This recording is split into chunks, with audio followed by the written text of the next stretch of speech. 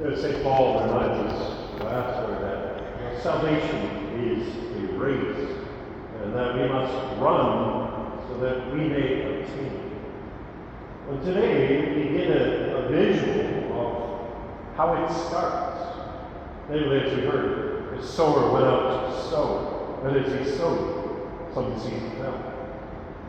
The question then is, what kind of soil is it going to fall upon in us?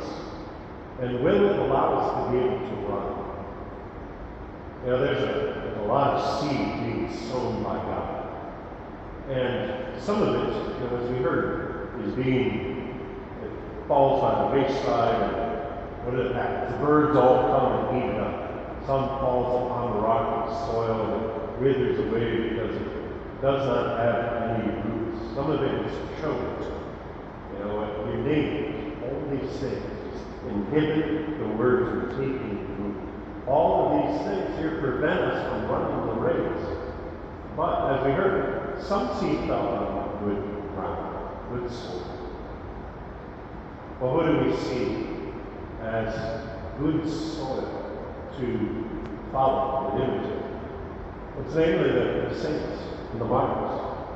You know, imagine the seed of the martyrs being sown by God. Think of how much seed is being fertilized by the courage of these beautiful martyrs.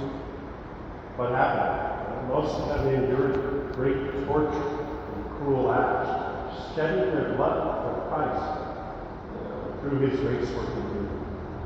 You know, as one of the early church fathers, Napoleon, said, the blood of the martyrs is the seed of the church. It's not the church grows, martyrs. And so their witness became the seed that scattered to fall on the ground.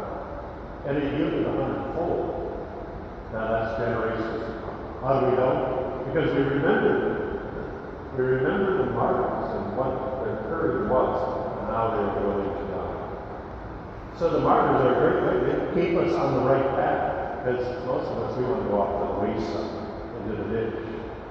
Their witness is powerful one day because it helps us to strive to keep that good soil. Especially in the midst of the culture we have today. And so, the blood of the martyrs is indeed the seed of the church. And that is where the growth came in the church. It's where the growth comes in the church today. But the soil, you know, of some soul really must be drenched in the blood of the martyrs before the seed will grow into God's produce. That's the effect of the martyrs on the church and the soul. Because if you think about that with St. Paul and many others in the early church, but you know, it's something that's still happening today. You know, in fact, there have been more martyrs in the last 100 years than there were in the first 1900 years of the church. And so we think of that, well, that's in the past, and it happened now. There's been a ton of them, even in the last 10 years or so. You think of the one great example called the line. This was 21 men that were martyred on the beach in Libya. If you remember, you know, ISIS had taken 20 Egyptian Coptic Christians hostage, and they were construction workers working in Libya at the time. Plus, there was one more. Was a gentleman from Ghana, and he's kind of a mystery. Nobody knows who he was, but they do know that he was not a Christian. And so all of these 20 men were very simple and poor. And what happened during this time? They kept their faith during this time. They kept strong. ISIS told them, you know what? You guys pay a ransom, we'll let you go. And even better, they convert to Islam. You guys will be rich.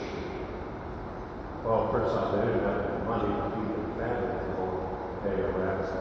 And so they were held in captivity and were tortured because they would not convert to Islam. And so one of the martyrs, just a simple farmer, he would chant the psalms at night, all to inspire the others. And he was tormented with ISIS. And so they would beat him, try to get him to be quiet. has made him do all whole. So it's interesting. The one from ISIS actually wanted him to join up with him and convert to Islam. So what did they do? They began to treat him very well. They probably would have let him go, but what happened? He ended up staying with the 20 others in captivity. He wasn't baptized, but he was so inspired by their witness that when he was questioned by ISIS, he said, "Their God is my God." And he ended up dying. That seed that was scattered by the 20 Egyptian prophets was on good soil, and it grew 100. Now it grew at least by one. That man from Jonathan. And he was not even a Christian at the time. But by their powerful witness, their good soil, he died on martyr. What is called the baptism of desire. To join the others in heaven. The last words of these martyrs were, "Jesus Christ, be me." So have you ever seen that video of their martyrdom that was released by ISIS?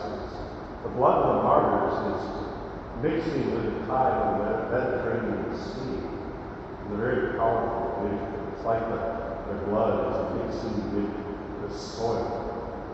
It's mixing with the sea. Inspired many others. Just watching. So many people watch that video. It's such a great inspiration that there's more of it.